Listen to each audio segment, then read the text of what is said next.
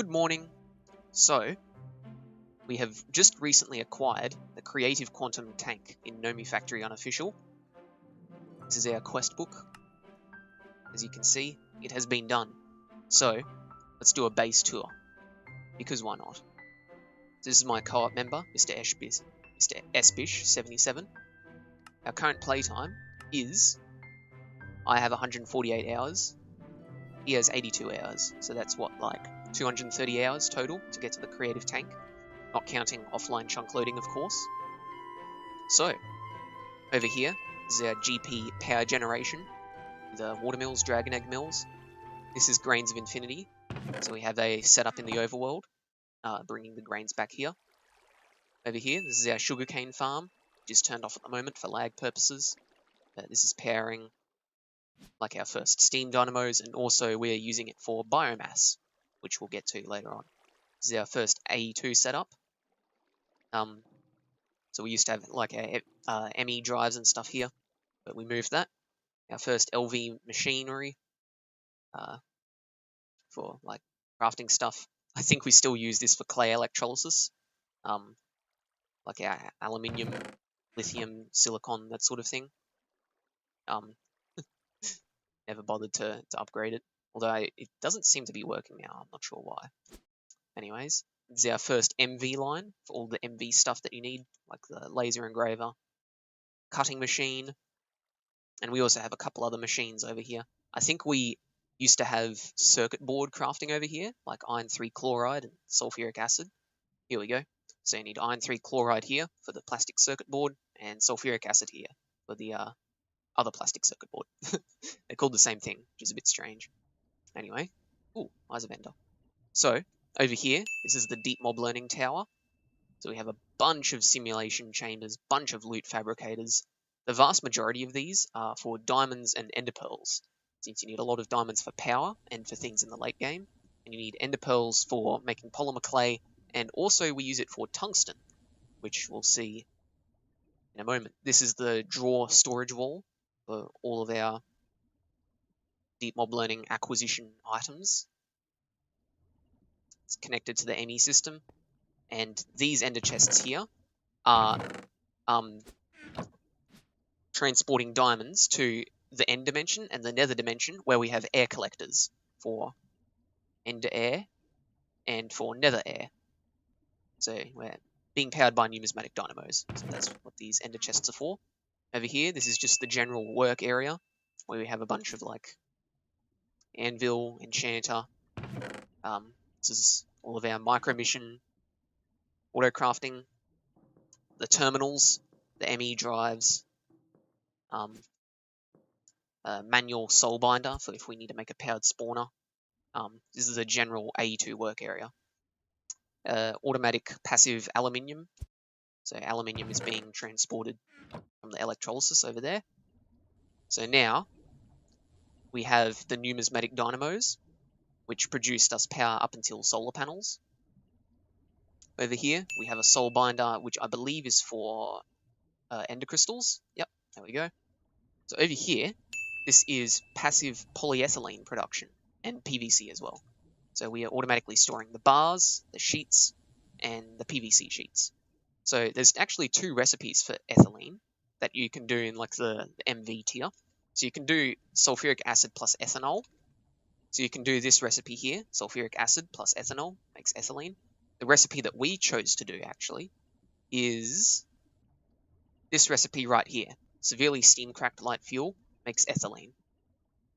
And the oil we are getting from this oil drilling rig right here. So we still haven't upgraded this. It's still MV, and it lasted us till Creative Tank. So that was pretty funny. And we used to actually power it by oil sands, but then we got the drilling rig. So over here, this is another one of our random on-demand blast furnaces. I think we had like nickel zinc ferrite here or something. For one of the SMDs. So over here, this was our first HV on-demand auto crafting with AE2. So we used to have like wire mills, assembling machines, extruders all along here. But as we got large machines, they slowly got replaced. But we still occasionally use this for a few things like eyes of Ender here, and what is this? Like automatic stuff. So where's the draw key there? Okay, anyways. But we do still use this occasionally, but this was our first HV auto crafting. So over here, this is our multi-smelter, our on-demand multi-smelter, which we use for, well, all the smelting processes.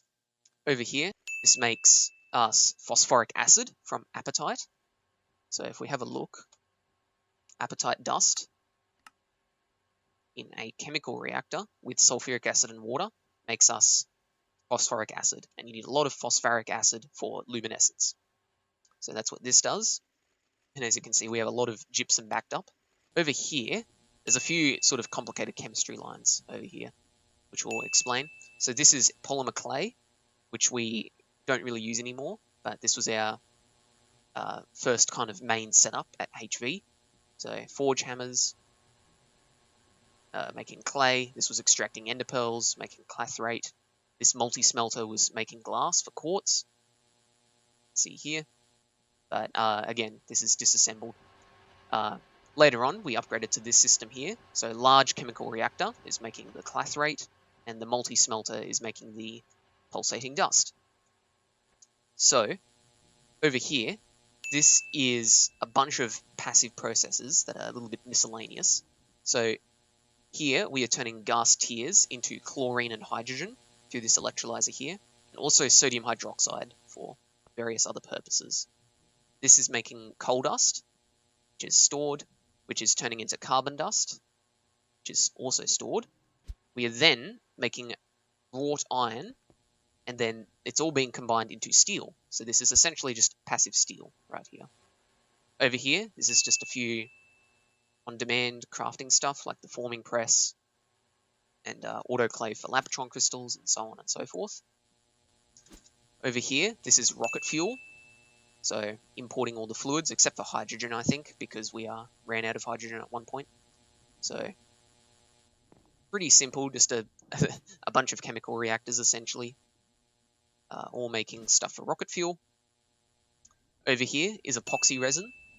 So we're importing sodium hydroxide from the system, going into this one to make glycerol, and what we are actually using is fish oil for the glycerol. We're not using seed oil or any of that sort of thing.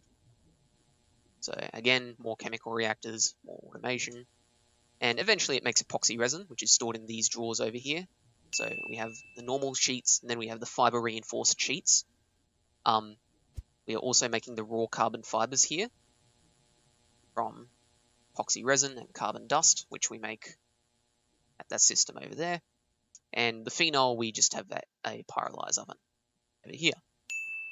Over here, we have our first passive blast furnaces, well, aside from the aluminium one, making us energetic alloy, vibrant alloy, stainless steel, and silicon ingots. So the energetic alloy and the vibrant alloy are being made in these mixers here, automatically. So over here, this new chemical line, well, not new, but this chemical line, is making polyvinyl butyrol, which is needed for laminated glass, which is used for a bunch of crafting recipes. So again, a bunch of chemical reactors, and it's making it automatically. So over here, once again, more chemical reactors, except this is making polyphenylene sulfide, which is used in a bunch of wire coating recipes. And again, the fluids coming from the ME system. Over here, this is our first automatic source of fluorine and thorium. So we have, apologies for the noise, so we have a rock breaker making black granite, which is being pulverized into thorium and black granite dust, which is being centrifuged into biotite, and electrolyzed into fluorine and all of these extra things here being stored in the drawers. We also have obsidian for void upgrades and so on. Over here, this is the platinum line.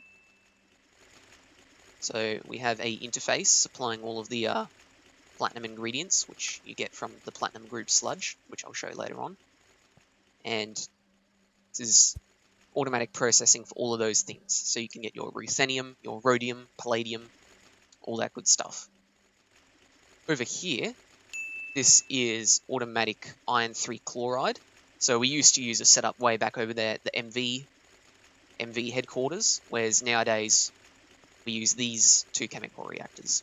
So one of them makes hydrochloric acid, and one of them makes iron 3 chloride for our circuits. So now, let's get to the supersized clean room. This is max. This is a 15 by 15. So we have all of our different voltage lines. Oop, bit of lag. So we have HV, which we don't really use anymore. We have EV, which we have most of our precision laser engravers. So a lot of this stuff is passive. So we have passive PIC wafers, passive SOC, passive RAM, passive like just the normal wafers. Here we have nano CPUs, qubit CPUs, normal CPUs, and yeah. But basically we're just pulling the wafers from the ME system into the machines stored in a drawer below. Pretty simple stuff. And then you have the IV line for all of the stuff which requires IV. A lot of it, again, we don't use anymore, but the machines are still here. Over here, this is automation of... Oh, it appears to not be running. Why are you not running? What happened here? Oh well. This was automation of crystal chips. The raw crystal chips here. So we are turning the crystal chip parts into the chips, which was then being sent into the forge hammer to be crushed. And then finally, it was being sent over here to be laser engraved into the CPUs. Although I think it had to go into a blast furnace first, which is over here. Emerald plate. Yeah, this looks about right. I don't know why that's not running there. That's something that we're probably going to need to fix. But we have a decent backlog of around 1,000 or so. Okay, so now, up here, we have our multi-blocks from GCYM, Regicality multi-blocks. So we have an assembling factory, which is needed to make all of the fusion items, and fusion coils, titanium coil block as well. So we're automatically providing it PBI, and then I think this is just for like random fluids. Over here, the circuit assembler. So we don't have to use any of the single block circuit assembling machines. So we are automatically providing it with growth medium and tin, and it is making us all of the different circuit. So, yep. And it's also running at ZPM, so it can run all of the important things. This one is running at UV. This large chemical reactor is for making the higher tier of circuit boards somewhere. Yep, there you go. Okay, so I think that is the clean room. Clean room. Over here, this is the sterile clean room, used solely for sterilized growth medium.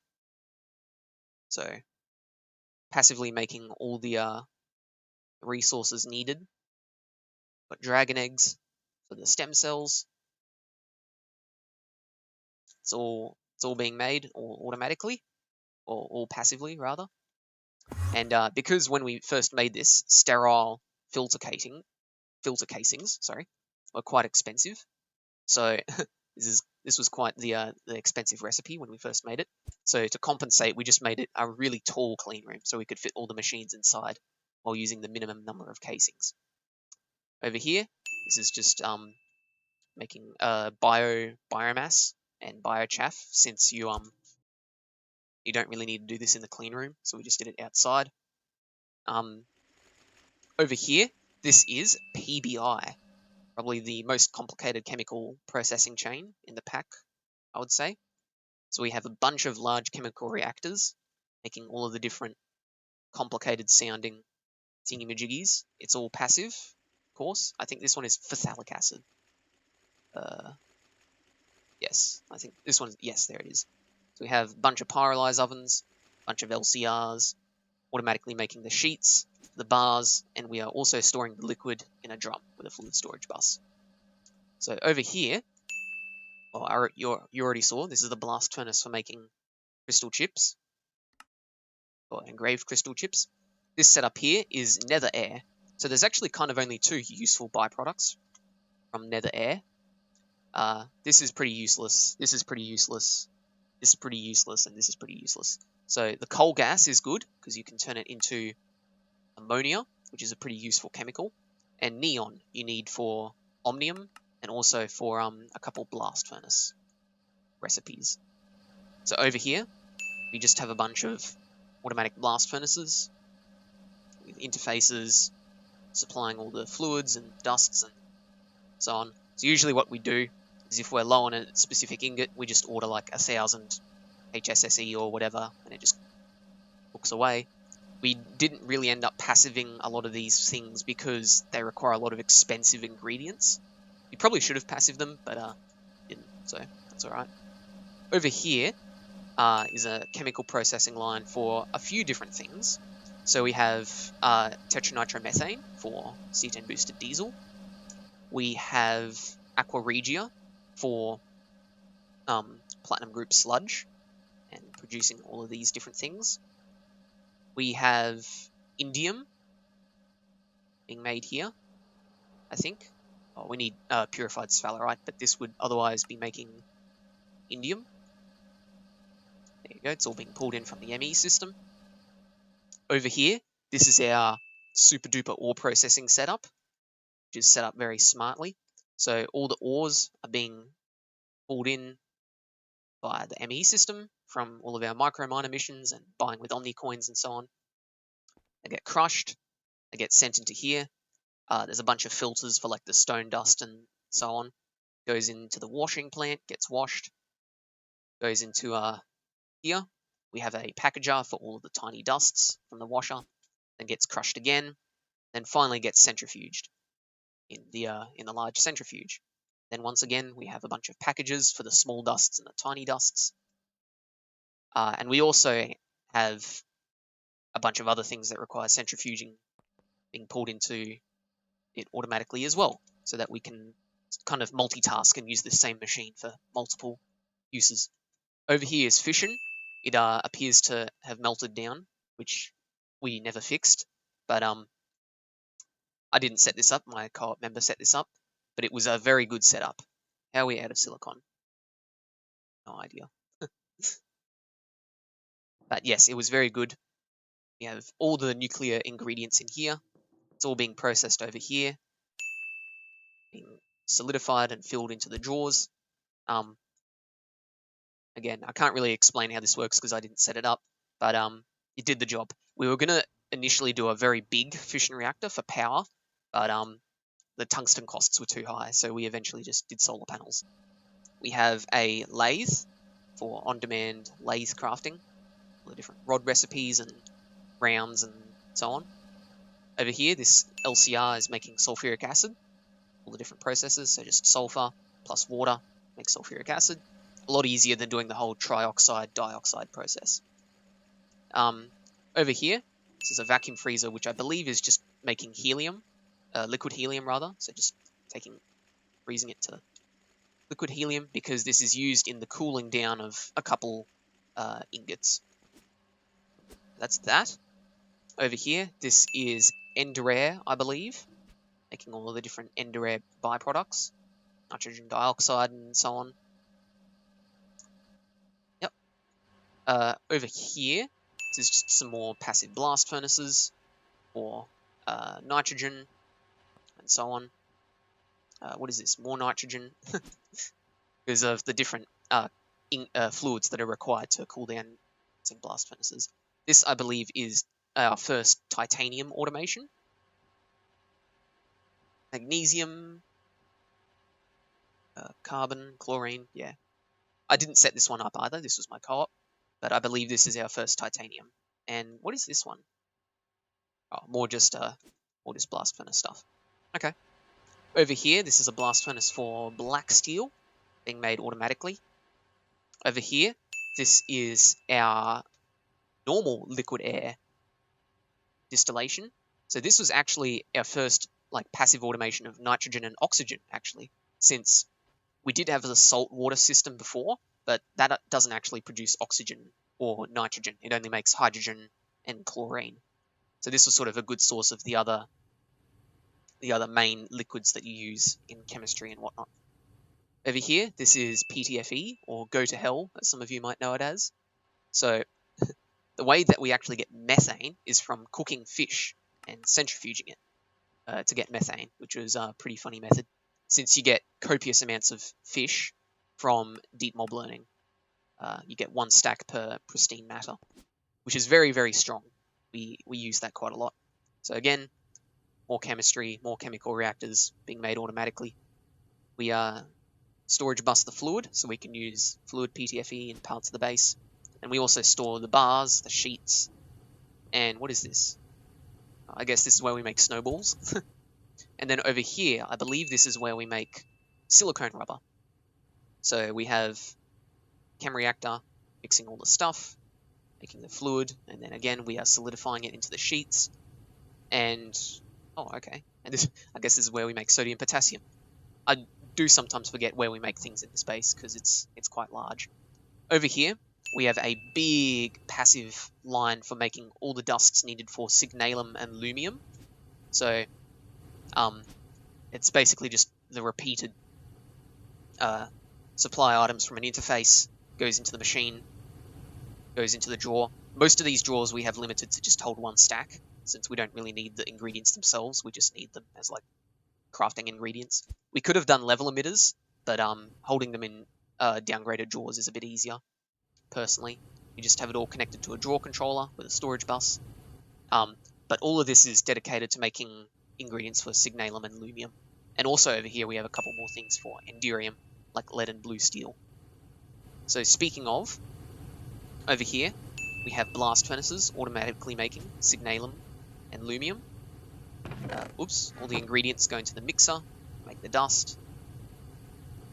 What the heck? Why is rutile in here? No one will ever know. Anyways. Yep, that is what these two blast furnaces here are making. Over here, this blast furnace, I believe, is making mana-infused ingots. Yes, there you go. Mana-infused ingots. We didn't set this one up until a bit later, because you don't really need mana-infused ingots until, like, omnium and so on. Here, this is microversium. Again, a passive process. The ingredients are being stocked. What is this? What is this one making? Manganese phosphide. Okay, well there you go. This is automatically making microversium. This is our first microverse projector. So all the recipes are in here. Now you might be thinking, why paper? And it's because we didn't really want to store the output. Or not store the output, but put the output in the actual like recipe output. So if I search T1 here, you can see these are all the missions that we set up. So if I order like 16 of you, we'll be missing some stuff. But basically what we are ordering is the mission itself, and then we can just like cancel it in the crafting screen. There you go. That was our heart of the universe crafting. But pretty simple. It's being supplied rocket fuel from the ME system. Over here, this is our super duper UV large mixer for on-demand recipes. So we've got one for like circuit 2, no circuit, circuit 1, all the there's so many circuit 1 recipes. But yeah, they're all encoded. This is our on-demand mixing. Over here, this is our first EV machines. So generally the first EV machines you want to have set up is an assembling machine, a alloy smelter, and tungsten processing. So this is our first tungsten processing setup. We don't use it anymore because we have a new system. But that's what this is. So over here, we have a few different automations. So these first two LCRs are for lava crystals, which are being stored in this compacting drawer here. Lava crystals you need for wyvern cores. So we are importing magma blocks, which come from deep mob learning, and nether quartz, which just comes from like the quartz automation. So that's what this is making. Over here, I believe this is for rhodochrosite, so redstone ore, sulfuric acid, and then this is solidifying the redstone. You only need a little bit of rhodochrosite pre-tank, or elite plating, I think, but that's what this one is doing. This here is the final form of our on-demand, well, not on-demand, but vacuum freezer for all of our ingots. So we have an all dictionary storage bus for hot ingots. They will go into the input bus. Is ZPM, so it's super fast. And yeah, we also are supplying liquid helium from the other vacuum freezer way over there, in case any of the ingots require liquid helium.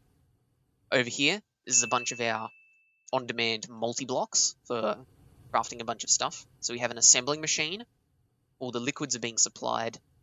Interfaces from the ME system, all the different liquids that you need for assembling stuff. Over here, this is a electrolysis plant. All the different things that require electrolysis. And some of it produces water though, so we just have to trash the water. Over here, I believe this is a wire mill, making all of our different wire recipes super fast. Over here, this is a bending machine, probably the most used machine in the pack for all the different bending recipes that you have to do. Over here, this is a extruding machine, all the different extruding recipes, gears, pipes, rotors, rings, and so on. Over here, this is our Mark 1 fusion reactor. The coolest machine in the pack by far is the fusion reactor. So we load up the crates with a few ingots. It fuses and goes to the ME system. And for some reason, it decided to choose this as an output hatch. So there you go. Over here, this is our super duper alloy blast furnace with the titanium coils. So for some reason, we made this on demand.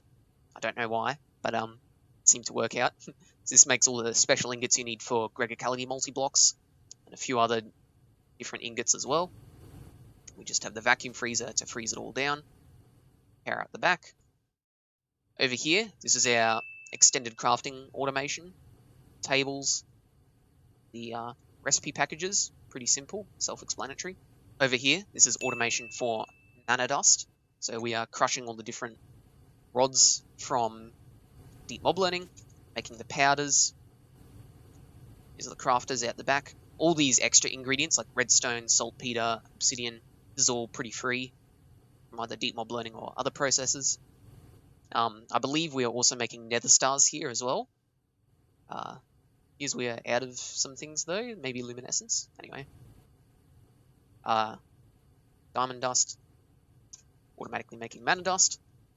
Over here, this is our CPUs, so our 8 fairly chunky CPUs. We will probably be upgrading these though, moving into post-tank, because we need some very big CPUs. Our molecular assembler, big rectangle here, which looks a bit funny because channels are disabled in Nomi, so you can just kind of stack it infinitely. I don't think I mentioned it, but we have a meme board here, as always, as necessary. Over here is fusion crafting, with the crafting injectors using Actually Addition's item lasers to make the automation process very easy. Our fusion recipes are in here. We have our, I want to say empowerer, but it's actually combination crafting. All of our different empowered materials here. We have 1 per block, so we have 6. So it's nice and parallelized. This was our power generation after numismatic dynamos. We have a set of 128 solar panel tier 8s, and these are a little bit broken in my opinion because it's 32,000 per. And once you have access to like osmiridium and enderium and sonarium, they're actually pretty cheap. This is like 4 million RF per tick, I think, just in these few here. So very, very good. Over here is our first IV crafting line. So where we make quantum stars and so on. Polarizer, which we don't seem to use. Supercharged lasers. What is this here? Dilithium, quantum flux. Fair enough. We have another blast furnace here. This was our first LUV blast furnace, which we need for things like osmium. I think it's just osmium, actually, that you need a LUV blast furnace for from the plant line. We have our advanced microverse projector, which crafts all of our advanced microminer missions. Over here, this is polymer clay, like the final form of polymer clay, I believe. So we have 2 processing arrays with 16 EV forge hammers, making gravel, then sand, then the sand is being smelted to glass, and finally electrolyzed into quartz. So this is our super duper ultimate fast nether quartz machine, courtesy of Espish. Then we have the fish factory. So at one point we started to run out of hydrogen, and we were thinking, what's a good way of producing hydrogen? So actually, methane is a pretty good source because you can electrolyze it and get 4 buckets of hydrogen per 1 bucket of methane. And as we saw before, you can get methane from cooked fish. So it's not running at the moment, but we would export fish, smelt it to cooked fish, centrifuge it for methane, and electrolyze for hydrogen.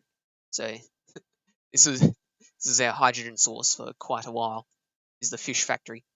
So over here, this is our super duper tungsten processing line. So there's kind of two ways for tungsten. You can get it from the microminer. It will produce scheelite and tungstate, and I think this one makes it as well. Yep, scheelite and tungstate. And then you can do the whole processing for all of this sort of thing. Or you can actually, oh come on, you can actually get small piles of tungstate from centrifuging endstone dust. Now, endstone you can craft with sand, ender pearls, and extraterrestrial matter. You get 8 per. So this is the automation that we have here. So ender pearls, terrestrial matter, going into here and being crafted into endstone. So what's interesting is that it's actually closed loop on sand, because it takes 8 sand, right, 2 sandstone per 8 endstone. So it's 1 sand per 1 endstone. And if we have a look, we actually get 1 sand back out. So we don't need sand in this process here. So it gets macerated, centrifuged. Over here, we craft a tungstate dust. Goes into this big chemical bath here with hydrochloric acid. We have huge amounts of lithium chloride and the other one, calcium chloride here. And then finally electrolyzed. So, scary noise. This is our super duper tungsten farm. And I do actually recommend it because we have a lot of tungsten. It's pretty good. And over here, this is just automatically making tungsten carbide and tungsten steel in the mixers, connected to the ME system. Over here is our implosion compressor, basically only used for omnium, but there it is, making TNT. Over here, this is what is this actually?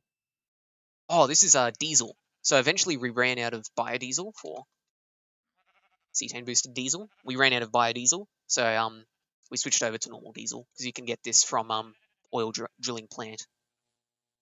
Okay, over here, this is a sheep spawner for mincemeat, which you need for growth medium. So pulverizing the raw mutton into mincemeat. Goodbye. Oh, he lives. Not for long. Over here, I think Espish is setting this up. This is the s'mores. So we got a bit bored after waiting for a bunch of things for Creative Tank. So we just started to, well, he just started to like automate the s'mores. It's pretty funny. Over here is our super duper, I keep saying that, super duper. This is our big boy large microverse projector, Mark II. So it does actually take UHV power to run the tier 10, there you go, UHV power. But we are getting around that by using a 16 amp ZPM energy hatch and a converter. So we don't actually need to make like 2 UV hatches or anything like that. Once again, all the crafting recipes in there. Over here is Mark II fusion for making things like darmstadium and tritanium and that sort of thing. Over here is Mark III fusion, which we only really use for neutronium. This is the amount of americium and aquadria you need, by the way, in order to get all the neutronium you'll need. Over here, we set this up very recently because it's the Creative Tank. This is the machine which makes it. Goes into the drawer. Vending machine making the buckets, which you need in order to make the Creative Tank. This is just a quick and dirty UV extracting machine to get the Creative Tank data from the heart of the universe. Over here, what are these? Okay, I'm not sure what this one is doing. This, I believe, is also mana infused ingots because I couldn't find the other one and I thought we didn't have it, so I just made a new one. Over here, we have solidification for all the different materials for motive omnium. So, you need one of, well, not one, but yeah, you need like 486 of these motes of omnium. So, this is just a bunch of solidifiers for making all of those materials. Here is the assembly line for making all of the assembly line products. Again, we are automating it with Actually Edition's item laser relays. Have the ME interface here stocked with all the different patterns that you need. It's UV. What's kind of annoying about the assembly line is that you can only have 4 fluid input hatches, and you know if you don't want to have more than one assembly line, you're going to need more than 4 different kinds of fluids, like lubricant, SBR, sodium potassium, soldering alloy are the main ones we have. but you also need like PBI for wetware mainframes and Awaken Draconium for ZPM field generators and that sort of thing. So it's a little bit annoying, but that's just how it is. Over here is oil processing, which is super duper fast and very good for all of our oil processing byproducts. So again, this is something that SBish set up, so I don't really know how it works, but we have fluid drilling rig. This is making something, I guess. Oil cracking unit, distillation towers. It's all sort of happening.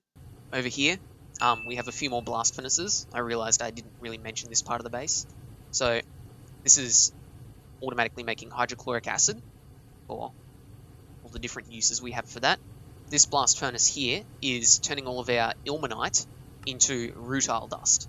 So ilmenite dust you get a lot from the tier 1 microminer mission. So it's being sent into here, being turned into rutile, which is then being turned into titanium. These 3 blast furnaces here are for making the various tungsten ingots, tungsten alloys. And then this blast furnace is automatically making glowstone boules for all of our laser engraving over at the clean room. These Nakoda blast furnaces here are for making enderium, I believe. Yes, we have enderium being made here. This is for draconium, constantly being produced. And then this one is for this very long and annoying to say alloy. But that's that. And then over here, this is our processing array for polymer clay. We have 16 EV alloy smelters making the polymer clay. Over here is the Nakoda processing line, or NAC line. So we have a interface, which I turned off at the moment, but normally this is supplying all the Nakoda to the large chemical reactor here. Fluoroantimonic acid is being stored. Then these 3 blast furnaces are to kind of process everything. So this one, I believe, is supposed to make like trinium something maybe. So the titanium goes into this blast furnace to make the titanium trifluoride stuff. Then we have the other 2 fluids, which get transferred into this line of machines over here to be converted into their various forms, like enriched Nakoda solution. It's turned into enriched Nakoda, which goes into one of these blast furnaces. I believe it is this one. And then this one here is for trinium. Zinc plus trinium sulfide makes trinium ingots. This unfortunately was one of the big bottlenecks for getting fusion reactors, since you need a lot of trinium for fusion, and it only really comes from the tier 5 microminer mission for rare ores. So we had to send a lot of these for all the different needs we had for trinium. Yeah, I did set this up a while ago, so I don't exactly remember how it works, but this is the Nakoda processing line in this chunk right here. So finally, over here, we have some superconductor wire automation, which we had to turn off because it was using all of our draconium and nether stars.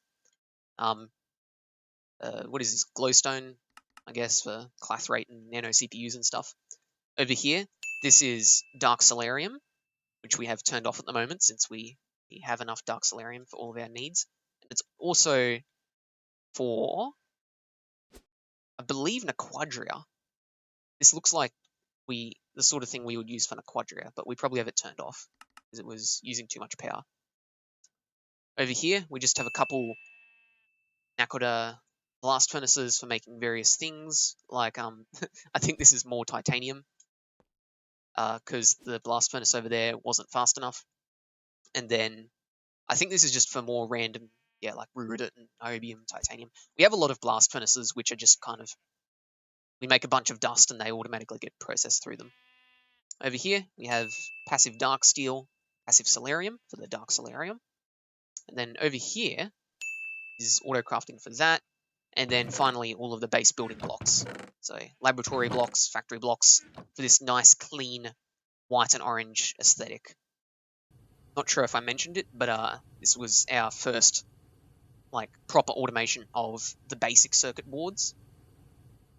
So all of these like epoxy, plastic, fiber reinforced ones here, but eventually they got moved into the clean room. Well, some of them did, and I believe this is also for phosphoric acid. circuit 24.